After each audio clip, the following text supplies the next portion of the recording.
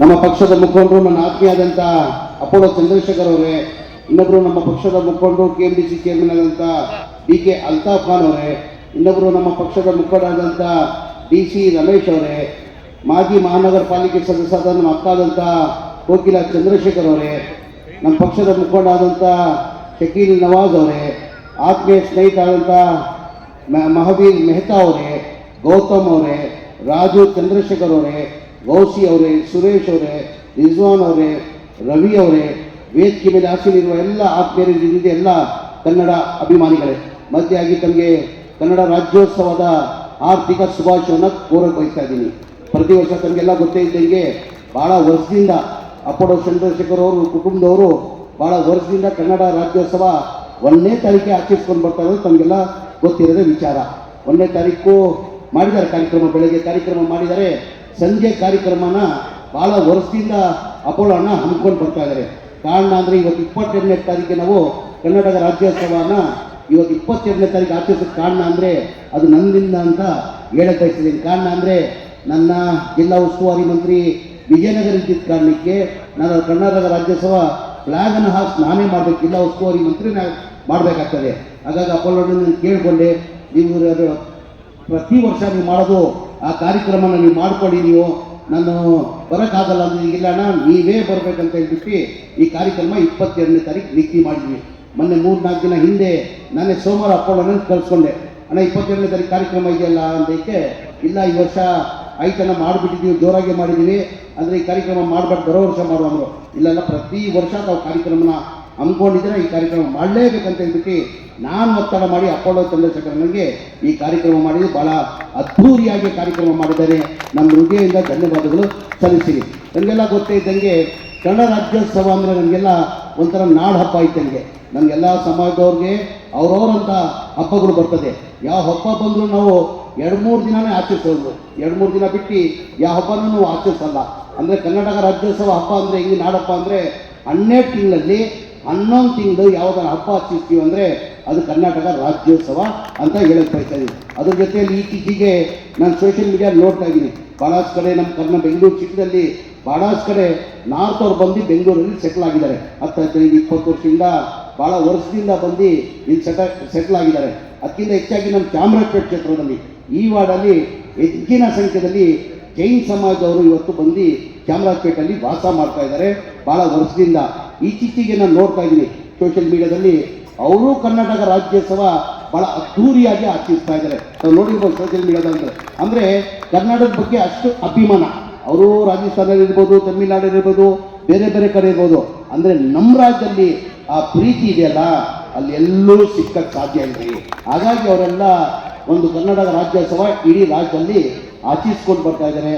ನಾನು ನೋಡ್ತೀನಿ, ತಮಿಳುನಾಡಲ್ಲಿ ನೋಡಿರ್ಬೋದು, ನೀವು ಬೇರೆ ಭಾಷೆ ಬಂದರೂ ಅವರು ಯಾವತ್ತೂ ಅವ್ರು ತಮಿಳ್ ಬಿಟ್ಟು ಯಾವತ್ತೂ ಮಾತಾಡಿಲ್ಲ. ನೋಡಿರ್ಬೋದು, ನೀವು ಹೋಗಿರ್ಬೋದು, ತಮಿಳ್ನಾಡಿಗೆ ಹೋಗಿರ್ಬೋದು, ಕೇರಳಾಗೆ ಹೋಗಿರ್ಬೋದು, ನೀವು ಆಂಧ್ರಾಗೆ ಹೋಗಿರ್ಬೋದು, ತಮಿಳ್ನಾಡಲ್ಲೂ ಮಾತ್ರ ಬೇರೆ ಭಾಷೆ ಬಂದರೂ ಅವ್ರ ಮನೆಯಲ್ಲಿ ಮಾತಾಡ್ಕೊಳ್ತಾರೆ. ಅಂದರೆ ತಮಿಳ್ ಬಿಟ್ಟು ಬೇರೆ ಭಾಷೆ ಮಾತಾಡಲ್ಲ.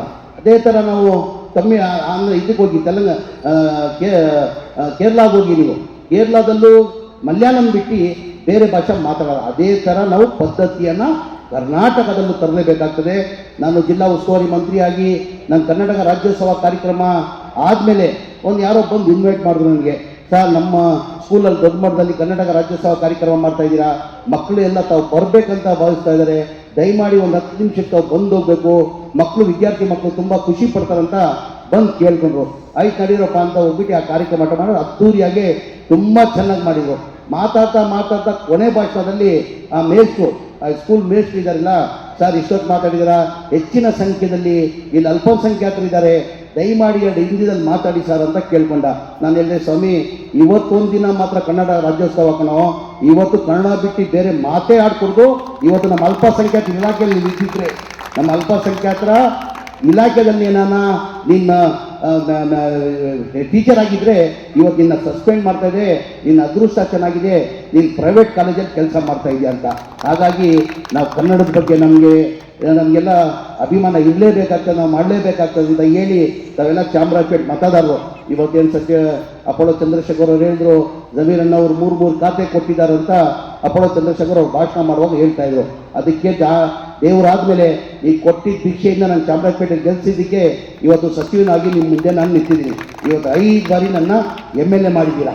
5 ಬಾರಿ MLA ಆಗೋದು ಅಷ್ಟು ಸುಲಭದ ಮಾತಿಲ್ಲ. ಅಂದರೆ ನನಗೆ ಯಾವಾಗಲೂ ಒಂದೇ ಮಾತು ಹೇಳೋದು, ಚಾಮರಾಜಪೇಟೆ ಅಂದರೆ ಜಮೀರ್ ಅಹಮದ್ ಖಾನ್ ಚಾಮರಾಜಪೇಟೆ ಮನೆ ಮಗ. ಯಾರೂ ನನಗೆ MLA ಅಂತ ತಿಳ್ಕೊಂಡಿಲ್ಲ. ಜಮೀರ್ ಅಹಮದ್ ಖಾನ್ ಅಂದರೆ ಚಾಮರಾಜಪೇಟೆ ಮನೆ ಮಗ ಅಂತ.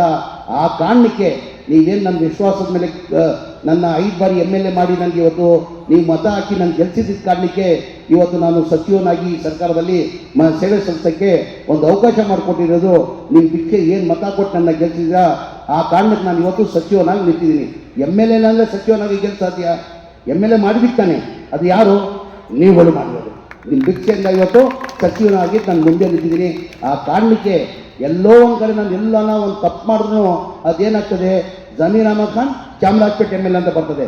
ನಮ್ಮ ಮತದಾರರಿಗೆ ತಲೆ ಬಸ್ತದ ಕೆಲಸ ಮಾಡಿಕೊಡ್ದು ಅಂತ ನಾನು ಆದಷ್ಟು ಒಳ್ಳೆ ಕೆಲಸ ಮಾಡಬೇಕು, ನಮ್ಮ ಚಾಮರಾಜಪೇಟೆ ಮತದಾರರಿಗೆ ಒಳ್ಳೆ ಹೆಸರು ಕೊಡಬೇಕಂತ ನಾನು ವಸತಿ ಇಲಾಖೆಯಲ್ಲಿ ಹೋದ ವರ್ಷವೂ ನಾನು ಹೇಳಿದ್ದೆ. ಹೋದ ವರ್ಷವೂ ನಾನು ವಸತಿ ಮಂತ್ರಿ ಆದಮೇಲೆ ನನಗೆಲ್ಲ ಗೊತ್ತೇ ಇದ್ದಂಗೆ ನಾನು ಏನು ಮಾಡಿದ್ದೀನಿ ಅಂತ ನನ್ನ ಮತದಾರರಿಗೆ ಗೊತ್ತಾಗ್ಬೇಕು ತಾನೆ. ಭಾಳ ಜನ ಜಮೀರ್ ಅಹಮದ್ ಸಿಗ್ತಾ ಇಲ್ಲ, ಜಮೀರ್ ಅಹಮದ್ ಭಾಳ ದಿನ ಆಯಿತು ಕಾಣಿಸ್ಕೊಂಡಿಲ್ಲ ಅಂದರೆ ನನಗೆ ಒಂದು ವಸತಿಯಾಗಿ ಮಂತ್ರಿಯಾಗಿ ಸರ್ಕಾರದಲ್ಲಿ ಒಂದು ಅವಕಾಶ ಕೊಟ್ಟಿದ್ದಾರೆ. ನಾನು ಬಡವರನ್ನ ಸೇವೆನ ಮಾಡ್ತಾಯಿದ್ದೀನಿ.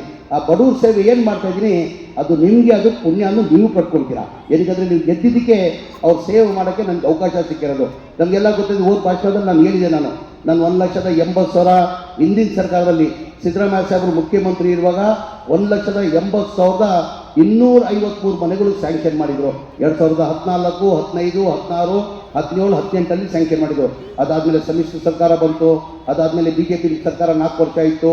ಒಂದು ಮನೆಯೂ ಸ್ಯಾಂಕ್ಷನ್ ಮಾಡಿಲ್ಲ, ಒಂದು ಮನೆಯೂ ಕೊಡೋಕ್ಕೆ ಸಾಧ್ಯ ಆಗಿಲ್ಲ. ಕಾರಣ ಅಂದರೆ ಒಂದು ಮನೆ ಕಟ್ಟಬೇಕಾದ್ರೆ 7.5 ಲಕ್ಷ ರೂಪಾಯಿ ಆಗ್ತದೆ. ಕೇಂದ್ರ ಸರ್ಕಾರದಿಂದ ಪ್ರಧಾನ ಮಂತ್ರಿ ಆವಾಸ್ ಯೋಜನೆ ಅಂತ ಹೇಳ್ಬಿಟ್ಟು 1.5 ಲಕ್ಷ ಸಬ್ಸಿಡಿ ಕೊಡ್ತಾವ್ರೆ. ಅಂದರೆ ಅವ್ರಿಗೆ 18% GST ಹಾಕಿ 1,32,000 ವಾಪಸ್ ತಗೊಳ್ತಾವ್ರೆ. ಆ ಕಾರಣಕ್ಕೆ GST ಹಾಕಿ ಕಾರಣಕ್ಕೆ ಒಂದು ಮನೆ ಕಟ್ಟಬೇಕಾದ್ರೆ 7.5 ಲಕ್ಷ ರೂಪಾಯಿ ಆಗ್ತದೆ. ಅದು ಕೇಂದ್ರ ಸರ್ಕಾರದಿಂದ 1.5 ಲಕ್ಷ ಕೊಡ್ತಾರೆ, ರಾಜ್ಯ ಸರ್ಕಾರದಿಂದ 1.5 ಲಕ್ಷ ಜನರಲ್ ಕೊಡ್ತಾರೆ. SC ST ಇದ್ದರೆ 2 ಲಕ್ಷ ಕೊಡ್ತಾರೆ. ಆವ್ರೇಜ್ ತಗೊಂಡ್ರೆ ನಾವು 3 ಲಕ್ಷ ಆಯಿತು. 7.5 ಲಕ್ಷದಲ್ಲಿ 3 ಲಕ್ಷ ಹೋದರೆ 4.5 ಲಕ್ಷ ಉಳಿತದೆ. ಬಡವರು ಎಲ್ಲಿಂದ ಕಟ್ಟಕ್ಕೆ ಸಾಧ್ಯ? ಟೋಟಲ್ ಬೆನಿಫಿಷಿಯರಿ ಪೇಮೆಂಟ್ ನಮ್ಗೆ ಬರಬೇಕಾಗಿರೋದು 9,500 ಕೋಟಿ ಬರಬೇಕಾಗಿತ್ತು. 9,500 ಕೋಟಿಯಲ್ಲಿ ಬರೇ 310 ಕೋಟಿ ಬಂದಿತ್ತು. ಯಾರೋ 5,000 ಕಟ್ಟೋರು, 2,000, 15,000 ಬಡವರು ಕಟ್ಟಕ್ಕೆ ಸಾಧ್ಯ ಆಗಲ್ಲ. ಹಂಗಾಗಿ ಜನ ಎಲ್ಲ ಬೀದಿದಲ್ಲಿದ್ದರು, ಮನೆಗಳು ಅನ್ಕಂಪ್ಲೀಟ್ ಆಗಿತ್ತು. ನಾವು ತಮಗೆಲ್ಲ ಗೊತ್ತಿದ್ದಂಗೆ ನಮ್ಮ 2023ರಲ್ಲಿ ನಾವು ಮನೆ ಸಿದ್ದರಾಮಯ್ಯ ಅವರು, ಮನೆ ಉಪಮುಖ್ಯಮಂತ್ರಿಗಳು DK ಶಿವಕುಮಾರ್ ಅವರು 5 ಗ್ಯಾರಂಟಿಯನ್ನು ಘೋಷಣೆ ಮಾಡಿದರು. ಮನೆಗೆ 2,000 ರೂಪಾಯಿ ಕೊಡ್ತೀವಿ, 200 ಯೂನಿಟ್ವರೆಗೂ ಕರೆಂಟ್ ಫ್ರೀ ಕೊಡ್ತೀವಿ, 5 kg ಇದ್ದಿದ್ದು 10 kg ಅಕ್ಕಿ ಕೊಡ್ತೀವಿ, ನಮ್ಮೆಲ್ಲ ಇಡೀ ರಾಜ್ಯದಲ್ಲಿ ಹೆಣ್ಮಕ್ಳು ಬಸ್ಸಲ್ಲಿ ಫ್ರೀ ಅಡ್ಡಾಡ್ಬೋದು, ಡಿಪ್ಲೊಮಾ ಹೋಲ್ಡರ್ಗೆ 1,500ರಿಂದ 3,000 ಕೊಡ್ತೀವಿ ಅಂತ ಘೋಷಣೆ ಮಾಡಿದರು. ಆ ನಂಬಿಕೆ ಮೇಲೆ ರಾಜ್ಯದ ಜನ ಏನು ಮಾಡಿದ್ರು, ನಮ್ಮ 136 ಸೀಟನ್ನು ಗೆಲ್ಸ್ಕೊಟ್ರು. ಅದಾದಮೇಲೆ ವಿರೋಧ ಪಕ್ಷದವ್ರು ಏನಂದರು, ಈ ಗ್ಯಾರಂಟಿಗಳು ಲಾಗು ಮಾಡೋಕ್ಕೆ ಸಾಧ್ಯ ಆಗುತ್ತಾ? ಈ ಗ್ಯಾರಂಟಿಗಳು ಲಾಗು ಮಾಡಬೇಕಾದ್ರೆ ಕನಿಷ್ಠ 55ರಿಂದ 60,000 ಕೋಟಿ ಆಗ್ತದೆ. ಬರೀ ರಾಜ್ಯ ಭಾಷಣ ಮಾಡಿದ್ದಾರೆ, ಈ ಗ್ಯಾರಂಟಿಗಳು ಲಾಗು ಆಗೋಕ್ಕೆ ಸಾಧ್ಯ ಆಗಲ್ಲ. ಅದು ನಮ್ಮ ಸರ್ಕಾರ ಬಂದು ಮನೆ ಸಿದ್ದರಾಮಯ್ಯ ಮುಖ್ಯಮಂತ್ರಿ ಆದಮೇಲೆ ಒಂದೇ ತಿಂಗಳಲ್ಲಿ ಈ 5 ಗ್ಯಾರಂಟಿಯನ್ನು ಜಾರಿ ಮಾಡೋಕ್ಕೆ ನಮಗೆಲ್ಲ ಗೊತ್ತಿರೋದು ವಿಚಾರ. ಹಾಗಾಗಿ ನನ್ನ ಗಮನಕ್ಕೆ ಬಂದಾದಮೇಲೆ ಸರ್ ಜನ ಎಲ್ಲ ಬೀದಿದಲ್ಲಿದ್ದಾರೆ, ಅವ್ರ ಮನೆಯಲ್ಲ ಅವ್ರು ದುಡ್ಡು ಕಟ್ಟಕ್ಕೆ ಸಾಧ್ಯ ಆಗಲ್ಲ ಅಂತ ನನ್ನ ಗಮನಕ್ಕೆ ಬಂದಾದಮೇಲೆ ಮನೆ ಮುಖ್ಯಮಂತ್ರಿ ಗಮನಕ್ಕೆ ಹೆಂಗೋಪ ಹೋಗಿ ತರೋದು? ಏನಕ್ಕೆ 9,500 ಕೋಟಿ ಬೇಕಾಗ್ತದೆ ಈ ಮನೆಗಳು ಕಂಪ್ಲೀಟ್ ಮಾಡಬೇಕಾದ್ರೆ. ಮನೆ ಮುಖ್ಯಮಂತ್ರಿ ಗಮನಕ್ಕೆ ಹೆಂಗೋಪ ಹೋಗ್ತಾರದಂತ ಧೈರ್ಯ ಮಾಡಿ ಮನೆ ಮುಖ್ಯಮಂತ್ರಿ ಗಮನಕ್ಕೆ ತಂದೆ. ಸರ್ ಹಿಂದಿನ ಸರ್ಕಾರದಲ್ಲಿ ತಾವೇ ಮುಖ್ಯಮಂತ್ರಿ ಇರುವಾಗ ಈ ಮನೆಗಳು 1,80,253 ಮನೆಗಳು ಸ್ಯಾಂಕ್ಷನ್ ಮಾಡಿತ್ತು. ಅದಾದಮೇಲೆ ಒಂದು ಸಮ್ಮಿಶ್ರ ಸರ್ಕಾರ ಇತ್ತು, BJP ಸರ್ಕಾರದಲ್ಲಿ ಒಂದು ಮನೆಯೂ ಸ್ಯಾಂಕ್ಷನ್ ಮಾಡಿಲ್ಲ, ಒಂದು ಮನೆಯೂ ಕೊಡೋಕ್ಕೆ ಸಾಧ್ಯ ಆಗಿಲ್ಲ.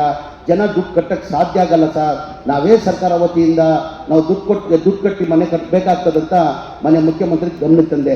ಮನೆ ಮುಖ್ಯಮಂತ್ರಿಗಳು 2-3 ರಿವ್ಯೂ ಮೀಟಿಂಗ್ ಮಾಡಿ ನೀನು ಹೇಳ್ತಾರ ಸತ್ಯ ಆಗನೋ, ಬಡವ್ರು ದುಡ್ಡು ಕೊಟ್ಟಕ್ಕೆ ಸಾಧ್ಯ ಆಗಲ್ಲ, ಅದು ಎಷ್ಟು ಜನ ಕಷ್ಟ ಆಗಲಿ, ಎಷ್ಟು ಜನ ತೊಂದರೆ ಆಗಲಿ, ನೆಕ್ಸ್ಟ್ 26 ಡಿಸೆಂಬರ್ ಒಳಗಡೆ 1,80,253 ಮನೆ ಕೊಡಬೇಕಂತ ಕ್ಯಾಬಿನೆಟ್ಟಲ್ಲಿ ಅಪ್ರೂವ್ ಮಾಡಿದ ಕಾರಣಕ್ಕೆ ಹೋದ ವರ್ಷ 24ರಲ್ಲಿ 36,789 ಮನೆ ಕೊಟ್ವಿ. ಇದೇ ವರ್ಷದಲ್ಲಿ 29 ತಾರೀಕಿಗೆ ಕಾರ್ಯಕ್ರಮನ ಹಮ್ಮಿಕೊಂಡಿದ್ವಿ. ಹುಬ್ಳಿದಲ್ಲಿ ಕಾರ್ಯಕ್ರಮ ಮಾಡಿ ಒಂದು ದೊಡ್ಡ ಮಟ್ಟದಲ್ಲಿ ಮಾಡಬೇಕಂತ ತೀರ್ಮಾನ ಮಾಡಿದ್ವಿ. ಆಮೇಲೆ ಆ ಕಾರ್ಯಕ್ರಮಕ್ಕೆ ನಮ್ಮ ನಾಯಕರಾದಂಥ ರಾಹುಲ್ ಗಾಂಧಿನೂ ಬರಬೇಕಾಗಿತ್ತು, ಅವ್ರಿಗೂ ಆಹ್ವಾನವನ್ನು ಕೊಟ್ಟಿದ್ವಿ. ಆಮೇಲೆ ನಮ್ಮ AICC ಅಧ್ಯಕ್ಷ ಆದಂಥ ಮಲ್ಲಿಕಾರ್ಜುನ ಖರ್ಗೆ ಸಾಹೇಬರು, ನಾವು ಮೊನ್ನೆ 15ನೇ ತಾರೀಕಿಗೆ ನಾನು ಮನೆ ಮುಖ್ಯಮಂತ್ರಿಗಳು ದಿಲ್ಲಿಗೆ ಹೋಗಿದ್ವಿ. ಮೊನ್ನೆ ರಾಹುಲ್ ಗಾಂಧಿ ಸಾಹೇಬರು ಮುಖ್ಯಮಂತ್ರಿಗಳು ಭೇಟಿ ಮಾಡಿದರು, ಅಧ್ಯಕ್ಷರು ಮಲ್ಲಿಕಾರ್ಜುನ ಖರ್ಗೆ ಸಾಹೇಬರು ಭೇಟಿ ಮಾಡಿದರು.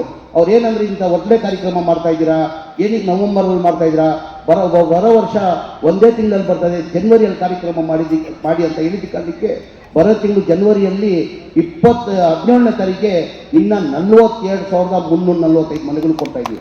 ಏನಕ್ಕೆ BJP ಅವ್ರು ಕೊಡೋಕ್ಕೆ ಸಾಧ್ಯ ಆಗಿಲ್ಲ? ಅವರು ಕೊಡ್ಬೋದಾಗಿದ್ದಾನೆ. ಬಡವ್ರ ಬಗ್ಗೆ ಕಾಳಜಿ ಇದೆ. ಅವಾಗ ಯಾವ ಗ್ಯಾರಂಟಿನೂ ಇರಲಿಲ್ಲ. ಈಗಂತೂ 55ರಿಂದ 60,000 ಕೋಟಿ ಆಗ್ತದೆ ಗ್ಯಾರಂಟಿಗಳಿಗೆ. ಅವ್ರಿಗೆ ಯಾವ ಗ್ಯಾರಂಟಿಗಳೂ ಇರಲಿಲ್ಲ. ಅವ್ರು ಏನಕ್ಕೆ ಬಡವ್ರ ಬಗ್ಗೆ ಕಾಳಜಿ ಇರಲಿಲ್ಲ? ನಾವು ಚುನಾವಣೆ ಟೈಮಲ್ಲಿ ಘೋಷಣೆನೂ ಮಾಡಿಲ್ಲ, ಈ ಥರ ಮನೆಗಳು ಫ್ರೀ ಕೊಡ್ತೀವಿ ಅಂತ ನಾವು ಘೋಷಣೆನೂ ಮಾಡಿಲ್ಲ. ಇಷ್ಟೇ ನೀವು ಅರ್ಥ ಮಾಡ್ಕೊಳ್ಬೇಕಾಗಿರೋದು. ಕಾಂಗ್ರೆಸ್ಗೆ BJPಗೆ ವ್ಯತ್ಯಾಸ ಎಷ್ಟಿದೆ ಅಂತ ತಾವು ಅರ್ಥ ಮಾಡ್ಕೊಳ್ಬೇಕಾದ್ರ ಜೊತೆಯಲ್ಲಿ ತಮಗೆಲ್ಲ ಗೊತ್ತಿದ್ದಂಗೆ ಹಿಂದಿನ ಸರ್ಕಾರದಲ್ಲಿ ಸಿದ್ದರಾಮಯ್ಯ ಅವರು ಮುಖ್ಯಮಂತ್ರಿ ಇರುವಾಗ 1 lakh ಹೌಸಿಂಗ್ ಸ್ಕೀಮ್ ಅಂತ ಒಂದು ಸ್ಕೀಮ್ ತಂದರು. 2016ರಲ್ಲಿ 1028 ಎಕರೆ ನಮ್ಮ ರಾಜೀವ್ ಗಾಂಧಿಗೆ ಹ್ಯಾಂಡ್ ಓವರ್ ಮಾಡಿದರು. ಯಾವಾಗ? 2016ರಲ್ಲೇ. ನಾನು ಹೇಳ್ತೀನಿ, ಫೋಟೋಗ್ರಾಫರ್ ನೆಕ್ಸ್ಟ್ ಬರುವಾಗ ನಾನು ಎಲ್ಲೆಲ್ಲಿ ಮನೆಗಳು ಕೊಟ್ಟಿದ್ರಂತ ತಮ್ಮ ಡಿಸ್ಪ್ಲೇ ಮಾಡಿ. ಏನಿದ್ರೆ ನಮ್ಮ ಚಾಮರಾಜಪೇಟೆ ಮತದಾರರಿಗೆ ಗೊತ್ತಾಗಬೇಕು, ನನ್ನ MLA ಏನು ಕೆಲಸ ಮಾಡ್ತಾವಂತಲೂ ಗೊತ್ತಾಗಬೇಕಲ್ಲ. ನಿಮ್ಮ ಲೆಕ್ಕ ನಾನು ಕೊಡಬೇಕಾಗ್ತದೆ, ಬೇರೆಯವ್ರಿಗೆ ಯಾರಿಗೂ ಲೆಕ್ಕ ಕೊಡೋಂಗಿಲ್ಲ. ನಾನು ಚಾಮರಾಜಪೇಟೆ ಮತದಾರರಿಗೆ ಲೆಕ್ಕ ಕೊಡಬೇಕು. ನಾನು ಏನೇನು ಮಾಡಿದ್ದೀನಿ ನಾನು ಅವಧಿದಲ್ಲಿ ಅಂತ ನಿಮ್ಮ ಲೆಕ್ಕ ಕೊಡಬೇಕಾಗ್ತದೆ. ಆ ಟೈಮಲ್ಲಿ ಹಿಂದಿನ ಸರ್ಕಾರದಲ್ಲಿ 1028 ಎಕರೆ ಜಾಗ ಕೊಟ್ಟಿದ್ರು. ಏನೀಗಂದರೆ ಬೆಂಗಳೂರು ಸಿಟಿಯಲ್ಲಿ ಎತ್ತರದಲ್ಲಿ ಬೆಳೆದ್ಬಿಟ್ಟಿದೆ. ನನ್ನ ಅನ್ಸಿಗೆ 1.25 ಕೋಟಿ ಜನಸಂಖ್ಯೆನೂ ಬೆಂಗಳೂರು ಸಿಟಿಯಲ್ಲಿ ಇವತ್ತು ಆಗಿದೆ. ಭಾಳ ಆಟೋ ಚಾಲಕರು, ಬೀದಿ ವ್ಯಾಪಾರ ಮಾಡೋರು, ಕೂಲಿ ಮಾಡೋರು ಭಾಳ ಜನ ಇದ್ದಾರೆ. ಅವ್ರಿಗೆ ಒಂದು ಸ್ವಂತ ಮನೆ ಆಗಬೇಕಂತ ಬೆಂಗಳೂರು ಸಿಟಿಯಲ್ಲಿ 1028 ಎಕರೆ ಮನೆ ಮುಖ್ಯಮಂತ್ರಿಗಳು ಜಾಗ ರಾಜೀವ್ ಗಾಂಧಿಗೆ ಹ್ಯಾಂಡ್ ಓವರ್ ಮಾಡಿದ್ರು.